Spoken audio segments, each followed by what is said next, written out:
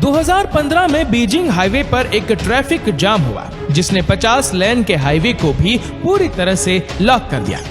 1980 में French auto root highway पर traffic jam इतना क्षतित था कि 175 किलोमीटर तक गाड़ियां फंसी हुई थी। पेरिस से लेकर लियोन तक इस ट्रैफिक जाम को क्लियर होने में कई सारे दिन लग गए थे। इसी तरह ब्राजील, जर्मनी और अमेरिका समेत दुनिया के कई हिस्सों में ट्रैफिक जाम होते रहे, जहां गाड़ियां 12 दिन तक भी फंसी रहने की जानकारी मिली है। और आज हम जिस ट्रैफिक जाम के बारे में बात करेंगे वो जानकर आप हैरान रह जाएंगे। ये ट्रैफिक जाम कुछ दिन, हफ्तों या महीनों का नहीं बल्कि पूरे 8 सालों तक चलता रहा। नाजरीन, दुनिया का सबसे लंबा और सबसे मुश्किल ट्रैफिक जाम स्विस कैनाल में पेश आया था, जहां शिप्स और उनमें मौजूद हजारों क्रू मेंबर अगले 8 सालों तक बुरी तरह से फंसे रहे। हाईवे और एक्सप्रेस वे पर ट्रैफिक जाम खुलवाने के लिए ज्यादा से ज्यादा कई दिन लग सकते हैं, लेकिन स्विस कैनाल में होने वाले जैम को खुलवाना किसी के बस की बात ही नहीं थी।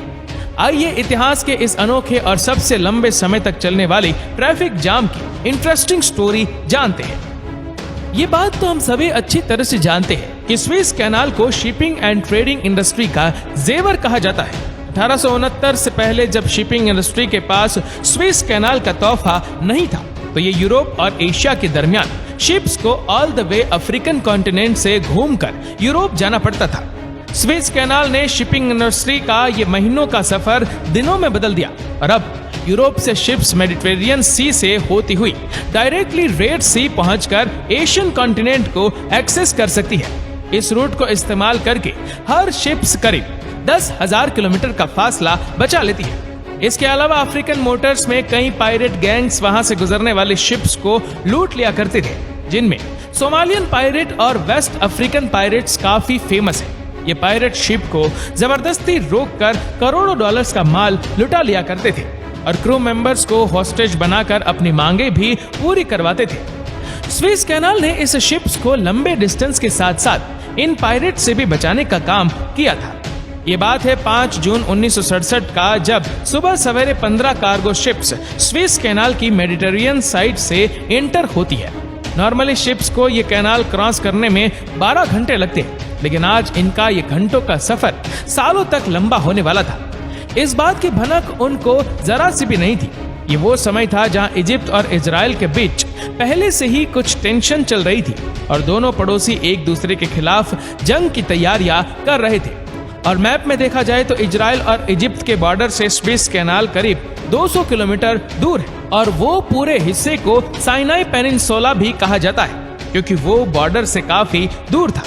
इसलिए ना ही इजिप्ट को और ना ही उन 15 शिप्स को इजराइल के साथ बढ़ती टेंशन की परवाह थी।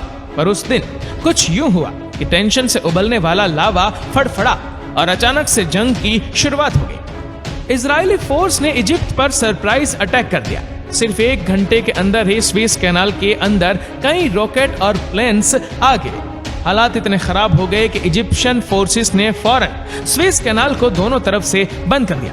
अगले 6 दिनों तक कड़ी झड़पें चलती रही, लेकिन इजरायली फोर्सेस ने पूरी साइनाई पेनिनसुला पर कब्जा जमाने में कामयाब हो गए। अब इजराइल और इजिप्ट का नया बॉर्डर बन चुका था और स्विस कैनाल ही था जो दोनों कंट्रीज को एक दूसरे से अलग किए हुए था।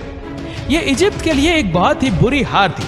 इजरायली फोर्सेस कैनाल को क्रॉस करके आगे ना बढ़े, इसलिए इजिप्ट में स्विस कैनाल की दोनों साइड पे कश्तियां खड़ी कर दी, अपने ब्रिज खुद ही दबा कर दिए और पूरे कैनाल में जगह जगह पर माइंस इंस्टॉल कर दिए। ऐसा करने की सिर्फ एक ही वजह थी, इस कैनाल को इजराइल के साथ साथ कोई भी इस्तेमाल ना कर पाए। इस दौरान 15 कार्गो शिप बीटर लेक में ही फंसी की फंसी रह गई। उनकी वेस्ट में इजिप्शियन आर्मी तो उनके ईस्ट में इजराइल फोर्सेस थी। ये ना तो वापस मेडिटेरेनियन में जा सकती थी और ना ही रेड सी में जा सकती थी। उस वक्त उन शिप्स के पास उसी लोकेशन में खड़े रहकर वेट करने के अलावा और कोई ऑप्शन नहीं बचा था। इनके अलावा कई और 100 शिप्स भी थी जिनको मेडिटेरेनियन और रेड सी में ही रोक दिया गया था। सब उसी उम्मीद में खड़े थे कि शायद मामला सुलझ जाए, लेकिन मामला और भी गंभीर होता जा रहा था। दिन गुजरते गए, हफ्ते और फिर महीने, लेकिन इजिप्ट और इजराइल के बीच दुश्मनी खत्म ना हो सकी। इन सब का नुकसान पूरी दुनिया को हो रहा था। शिपें डिलेड हो गई और फ्रेट चार्जेस कई गुना बढ़ा दिए गए। जो शिप्स पहले स्विस कैनाल को इस्तेमाल करके यूरोप से मिडिल ईस्ट और एशिया जाया करती थी, उनको अब दोबारा से अफ्रीकन कॉन्टिनेंट से घूमकर जाना पड़ रहा था। इस जंग की वजह से जहां पूरी दुनिया को नए चैलेंजेस फेस करने पड़ रहे थे, वहीं ट्रैफिक जैम में फंसे 15 शिप्स और उनमें मौजूद क्रू अपनी ही मुसीबत में गिरफ्तार थे। इनमें British, German, Sweden, polish, French, Bulgarian और अमेरिकन शिप्स भी मौजूद थी। कई महीनों के बाद जब उनको क्लियर हो गया कि यह मामला इतना जल्दी खत्म होने वाला नहीं है, तो शिपिंग कंपनीज ने ज्यादातर क्रू को वापस बुलवा लिया, जबकि एक एक शिप पे सिर्फ 10 लोगों को मेंटेनेंस के लिए छोड़ दिया गया। हर 2-3 महीने में ये 10 लोगों का क्रू के बदले नए क्रू को भेजा जाता था, सिर्फ इस उम्मीद में कि शायद एक दिन वो अपनी फंसी हुई शिप्स को यहाँ से निकालने में कामयाब हो जाएंगे। इतने लंबे समय तक एक साथ रहते रहते 15 शिप्स के क्रू मेंबर्स में दोस्ती बढ़ती गई। उन्होंने अपने आप को इस डिप्रेशन से निकालने के लिए एक्टिविटीज का इंतजाम भी किया। जर्मन शिप पे एक छोटा चर्च खोला गया, जहां हर संडे को सारे क्रिश्चियन जमा होते थे। बुल्गारियन शिप पर हर रोज मूवी नाइट का बंदोबस्त किया जाता था। स्वीडन शिप पे पूल पार्टीज और ब्रिटिश शिप पे फुटबॉल खेली जाती थी। यहाँ तक कि उन्होंने एक बिटर लेक के बीचों बीच ओलंपिक्स गेम भी करवाई थी, जिसको बिटर लेक ओलंपिक्स 1968 का नाम दिया गया था। एक के बाद एक साल गुजरते जा रहे थे, लेकिन ये शिप्स एक ही जगह पर खड़ी रही। आखिरकार एक वक्त ऐसा आया कि इनके ऊपर मिट्टी की लेयर जम चुकी थी, क्योंकि ये न्यूट्रल शिप थी और उनका इस लड़ाई से कोई लेना देना नहीं था। इसी वजह से इनको खाना पीना पहुंचाने के लिए ना ही इजराइल को कोई आपत्ति थी और ना ही इजिप्ट को। 6 सालों के बाद 1973 में यह जंग एक बार फिर से शुरू हुई, लेकिन इस बार हमले की शुरुआत इजिप्ट की ओर से हुई। इजिप्ट अपनी पूरी ताकत के साथ साइनाइड पेनिनसुला में घुसा और इजरायली फोर्सेस को काफी अंदर धकेल दिया। दोनों तरफ से भरपूर हमले किए गए, लेकिन इस बार एक इजरायली रॉकेट ना चाहते हुए भी फंसी हुई अमेरिकन शिप पर आ लगा और वो शिप तबाह होकर टूट गई। हफ्तों तक चलने वाली यह लड़ाई आखिरकार 24 अक्टूबर 1973 को दोनों की तरफ से सीज फायर एग्रीमेंट हुआ और दोनों कंट्रीज ने अपने अपने तोप्स वापस बुलवाना शुरू कर दिया।